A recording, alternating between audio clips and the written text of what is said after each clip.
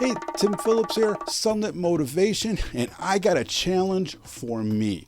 My goal is to somehow, some way demonstrate to anyone who hears this that they have what it takes to succeed, to accomplish what's in here and make it out here. Okay, imagination, heart to reality. And if that's not the case, you're two people away from imagination, heart, reality. And if that's not the case, you're three people, four people. In your association, somehow, some way, you could transfer this imagination to this world. And it happened to me. In fact, the story I'm going to tell you impacted me so much that I'm still talking about it. This story helped me decide who I'm going to talk to in my life, what books I'm going to read, how am I going to associate with people. This story impacted me this much, and I'm about to share it with you. But to understand, all great stories start in the most unlikely places, and our unlikely story starts in a chicken coop. Now, not only any old chicken coop, but a regular everyday chicken coop with our main character, Myrtle.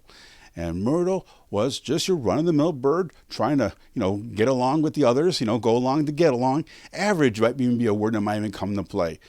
Was not the best at chicken games, was not the best at getting food, but Myrtle's there and everyone kind of just did about their thing. But one day, something different happened in the environment. A shadow hovered over the chicken coop and then was gone. This caught Myrtle's attention. In fact, might even just slightly spiked her imagination. And she went to her buddy. What? Did you see that? See what? No, I didn't see that. There was a shadow above hand. Okay, and now it's gone. Want to help me with this? And life just went on. A few weeks later, the shadow is back. Hovered longer this time. For sure, someone else had to have seen this, but shadow disappeared. Did you see it that time? Well, yeah, shadows happen here all the time. Myrtle, you're really concerned about lots of things that you don't even have an effect on. Do you know you're not exactly the best chicken out here? You're kind of slow at the games, clumsy even. You don't get all the prime food. Why don't you just work on being a better chicken? Well, the outside will come later. Ooh. The third time, yes, the shadow's going to come back. The shadow hovered. But this time it landed on the outside of the coop. Myrtle was motivated by more curiosity than fear and waddled, made it to the edge. And there she saw the most magnificent bird that she's ever seen in her life. It had a wingspan of like 5-6 feet.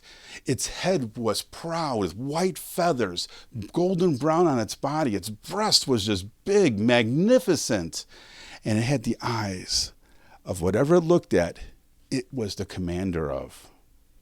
If you haven't catching on, she was looking at an eagle. And Myrtle, once again, curiosity overcame her. She's been thinking about this for weeks, hanging around the average, but thinking about this for weeks. And she stuttered out, "Who are you?" And for the first time, that commanding stare cocked its head into a little bit of confusion. "I'm sorry. What did you say?" "Who are you?"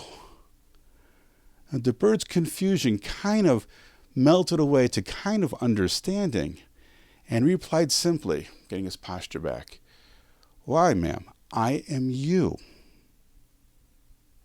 A response she was not prepared to receive. "What do you mean?" "Well, look at you.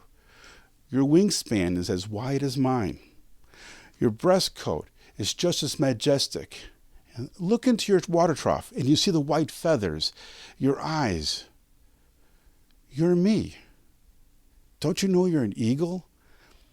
Because once you know you're an eagle, you could spread your wings and then soar with the others."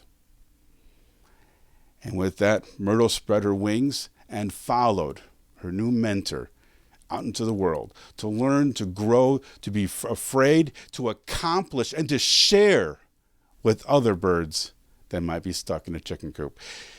This spoke to me because around me, I sure had a heck of a lot of chickens.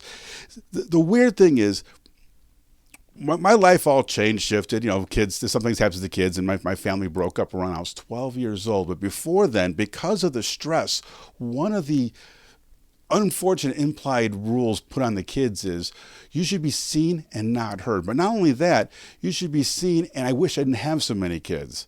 When are you going to learn how to work, Tim? When are you going to grow up? And I heard that for a long time, but then the family broke up and that voice disappeared. For a decade, 12 years out of my life, that voice was gone.